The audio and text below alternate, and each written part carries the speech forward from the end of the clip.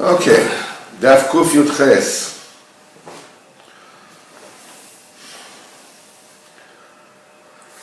Diburei Emunah. He brings down from Chayei Moram, before the Rebbe went to Navarich, he clapped his hand, B'simcha says, today I'm starting something new. Then he says, we resemble somebody who is playing, and the world is dancing.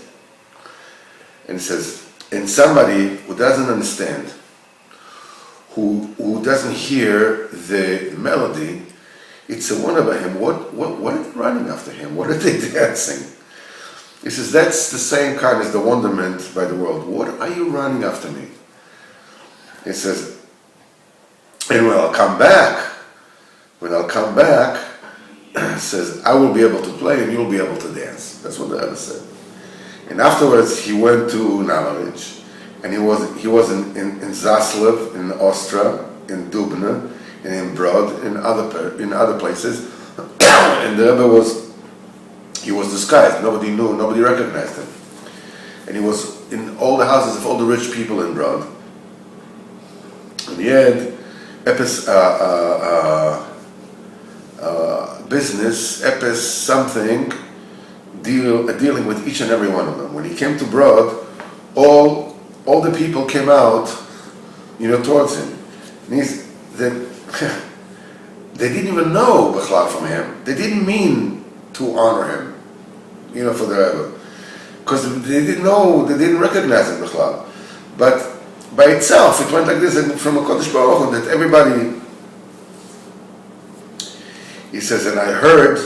The Rebbe says, and I heard the cry, the scream of the Tigers that they wanted money. That there was a very big scream, a very big cry from the Tigers. At the same time, in Erev Shavuos, his wife passed away, and we came to him on Shavuos night, and he gave us a Torah, Samach Zayin, Kutamar Chelek Aleph. That's the basis of the Sikha, of this particular Sikha. What are you running after me? He said, Rabbeinu says, we are like somebody, me, in other words, the Rebbe. We are like somebody who is playing in the Olam, in other words, the Chassidim are dancing. And somebody who doesn't understand, and doesn't hear the Nigun, he doesn't get the Ruach, it's a great wonderment in his eyes. What are you running after him? Why are you dancing? He says, this is the wonderment by the entire world. What are these Breslovers? Why are they going to Uman? What's going on? Reb Nosson used to say, such a nishkasha, like Al Rabbeinu nishkasha, was never. In other words,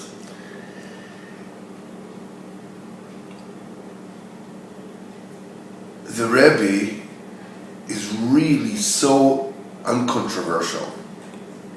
He says there was never anybody less controversial than Rabbeinu. Once you realize what the Rebbe is about, there's no controversy with that.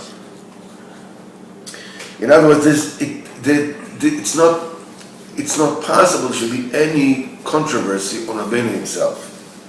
Because Rabbeinu didn't renew anything, he didn't invent anything new. Rabbeinu speaks of Chatzos. It stays, it's written before Shulchan Aruch. Rabbeinu talks about his Veidus. This is Mara de Chushbana, this is those who calculate their ways. Mara de Chushbana, it's written in all this Sfarim. To daven is man tefillah. This is from the very basis of halacha and Yiddishkeit. It's a dvar pele. It is impossible to tell somebody what you see by Rebbe. Why are you running after him? He didn't invent anything new that wasn't before him. It says, if Rabbeinu said on himself that he's a Dval Pele, that he's a wonderment. As a Bevadai, we don't have possibility to mitaras to explain it. There's no way to explain it. So the only thing that you can say, you want to taste, what are we talking about? Go and taste, and you'll know the taste of what it's about. The Zohar Kodesh says about somebody who never tasted wheat, and he came to a faraway place, and he saw the kind of foods they make out of wheat. He says, what is the root of all these foods? Because he didn't know what wheat was. And there was in no way, shape, or form that could explain to him, the wheat and what it tastes like and all the different tastes that it gives. He never tasted wheat. I mean, he said, somebody, you can explain to him what a banana is until tomorrow. If it doesn't taste of banana, doesn't know what it is. Then the kuda that we learn from the Zohar is as long as a person doesn't taste the poil, you cannot explain to him the time of anything. And to taste Rabbeinu means to be mekayem his eitzes, betmimis, pshitas. He says to do. So, without any chochmas, without trying to be over chochem, to find shortcuts. And if it's difficult for me, and I can't do it, what can you do?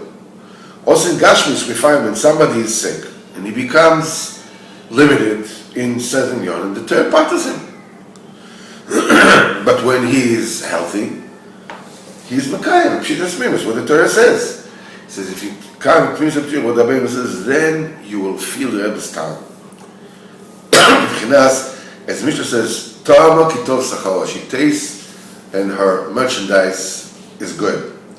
And Bechlal, he says, the way that the Rebbe taught us to go is not difficult. There's no difficulties. You don't have to fast. You don't have to. There's no need. Aliyah also is said on it is also said, Ta'amu kitov Hashem. Taste and see that Hashem is good. It's a real good. The Torah is a time, just taste it and you'll see. As we said, good, right? Good, very good. Rabbeinu says the Amidus, he says it is, you have to make tshuva easier for sinners. That's what Rabbeinu said. And today is already 16 days in Elul, Tafshin Daled Mem, already half the Chodesh already passed. We have to do tshuva, not to be afraid of it. You have to make tshuva easier for sinners. As he said, it's very difficult to point out chidush's, outstanding chidush that Rabbeinu was mechadish in the way of tshuva and avodas Hashem. So let's see. They say Elul. There's also not any special chidush in Rabbeinu was mechadish. To say tikkunim, the Olam was saying tikkunim already before. To say Tanakh, this is the things that people were already saying. But Hashem will continue tomorrow.